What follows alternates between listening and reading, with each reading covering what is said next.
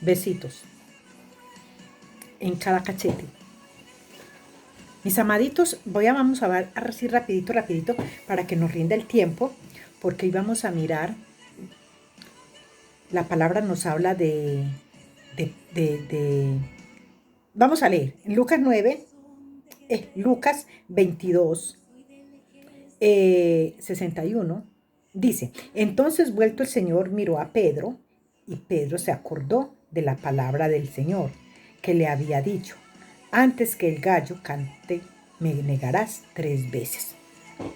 Bueno, primero aquí nos lo pintan así, como que es un Pedro malísimo. Y me impresionó fue porque nosotros vemos que siendo Pedro malo, como nos lo pinta la palabra, o como nos lo pintan, o como nos lo han enseñado, porque una cosa es que la palabra esté aquí y otra cosa es que nos la enseñen mal. Entonces, nos enseña la palabra a un Pedro malo, pero bien malo. Y a este Pedro malo, el Señor dice en su palabra que él dice, y en esta roca edificaré mi iglesia. Entonces yo me puse a ver, esto no tiene sentido. El Señor es perdonador, es un Padre eterno, que es verdaderamente amor y todo esto. Y entonces como ahorita,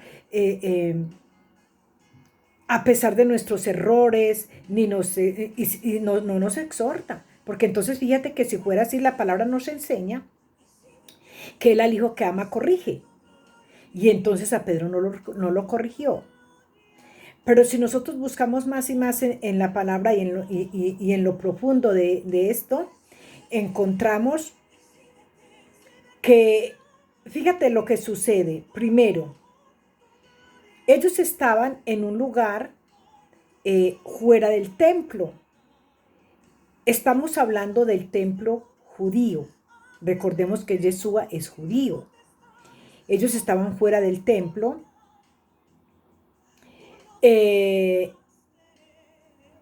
Pasa que entonces, en aquellos tiempos, los que estamos estudiando en el desayuno, hemos sido así salteadito y hemos escuchado lo que es cuando se toca el shofar, ¿verdad?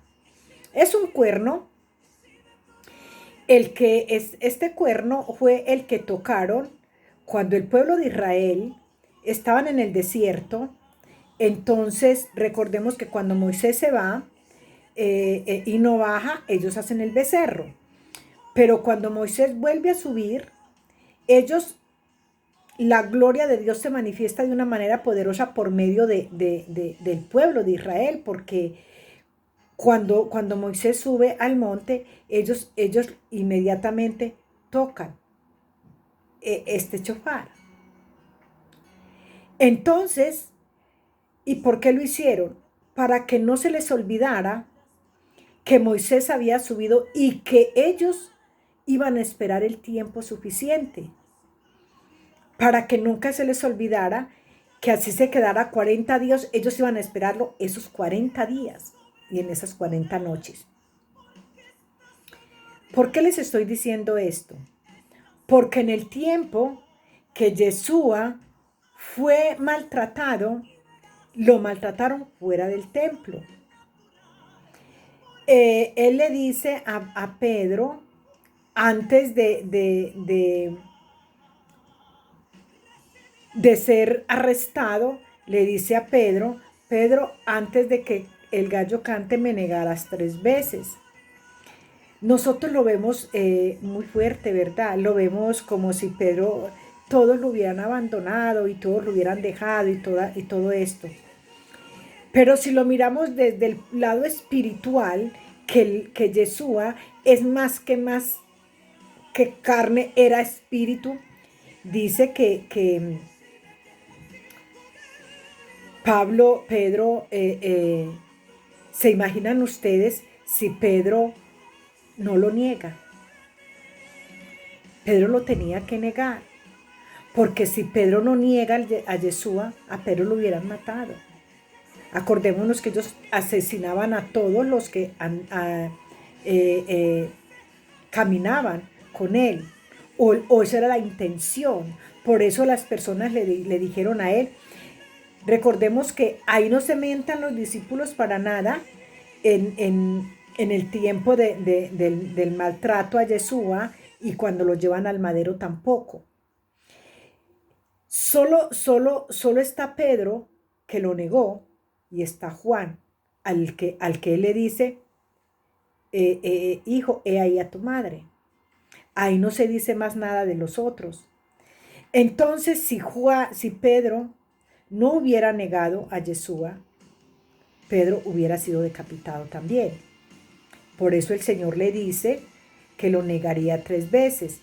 El Señor necesitaba a Pedro para que él llevara el mensaje después de que él ya no estuviera.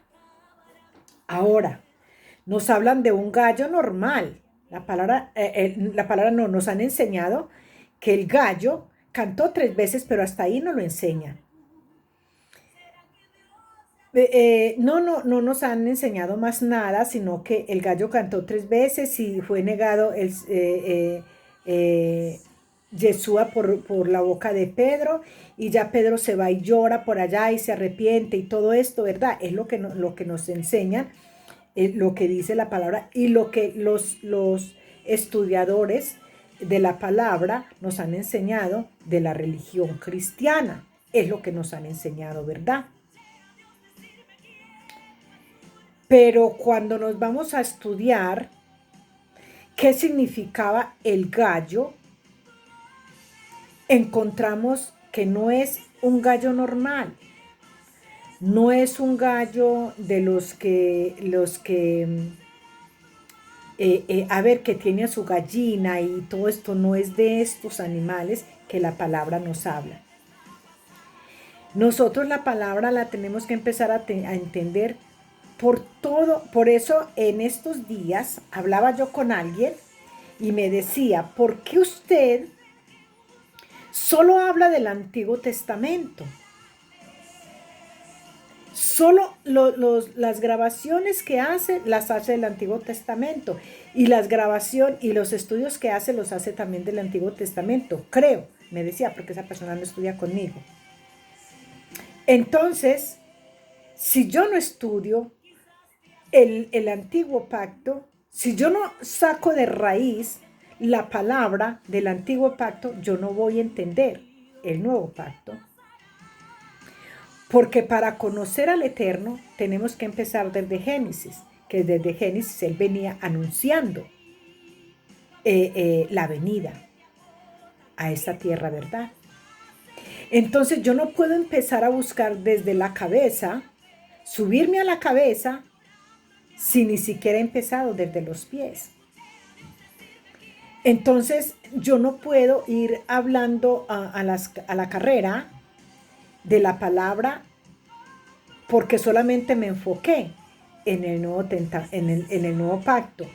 ¿Por qué? Porque estas personas de las que me dicen esto están enfocados en el nuevo pacto de lo que les enseñaron las religiones. Recordemos que ellos hablan de un Jesucristo crucificado. Nosotros ya sabemos que a él no lo crucificaron. Y entonces así vamos. Yo no puedo venir a enseñarte a ti algo del nuevo pacto sin saber la raíz de dónde viene esa palabra que hay aquí en el nuevo pacto. Yo tengo que mirar qué fue lo que sucedió en el camino de la palabra, qué sucedió en todo el camino antes de Yeshua venir a morir en el madero. Porque les empecé diciendo que cuando el pueblo de Israel subió Moisés al monte, ellos inmediatamente tocaron este cuerno. Entonces, en aquellos tiempos de Yeshua, los judíos madrugaban a las vigilias. Ellos, los que creyeron en Yeshua, ellos hacían vigilias y habían las vigilias que son vigilias de 6 de la tarde a 9 de la noche. Pero estoy hablando en el horario de nosotros y en el horario de ellos que tienen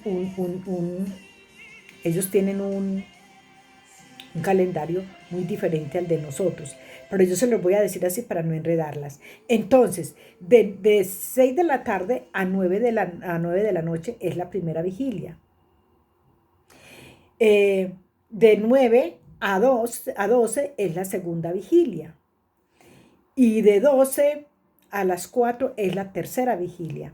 Y la cuarta vigilia es de las 4 a las 6. 12 a las 3, de las 3 a las 6 y de las 6 a las 9 de la mañana. Entonces, ellos estaban acostumbrados a hacer estas vigilias, pero ellos tenían que tener alguien que les despertara. Mira la diferencia. Ellos tenían como lo que tiene una congregación cristiana, que tiene un campanero. Recordemos que en las iglesias cristianas hay una campana que está sonando el horario, está sonando para que vayan a la misa y todo esto. Entonces ellos tenían una persona, ellos no tenían un campanario, ellos tenían una persona judía de su raza, de su creencia, que les despertaba para ellos levantarse a esa vigilia. Entonces, ¿qué sucede? Estaba Yeshua siendo maltratado afuera de la sinagoga. Estaban reunidas las gentes ahí viendo el maltrato que le estaban haciendo a Yeshua. Y en esa reunión estaba Pedro. Entonces, cuando la palabra nos enseña que Pedro negó al Eterno, ya ese espíritu de Pedro estaba preparado para negarle, porque ya les dije que si no lo negaba, él moriría. Y si Pedro hubiera muerto, ¿qué sería del nuevo pacto hoy sin las cartas de Pedro? Porque el Señor necesitaba que Pedro llevara el mensaje. Pedro, que había sido testigo de que anduvo con él. Cuando suenan las campanas, cuando canta el gallo que dicen, y Pedro ya le he negado 3 veces, este hombre que llamaba al pueblo, que despertaba al pueblo para la tercera vigilia, entonces tocaba el sofá.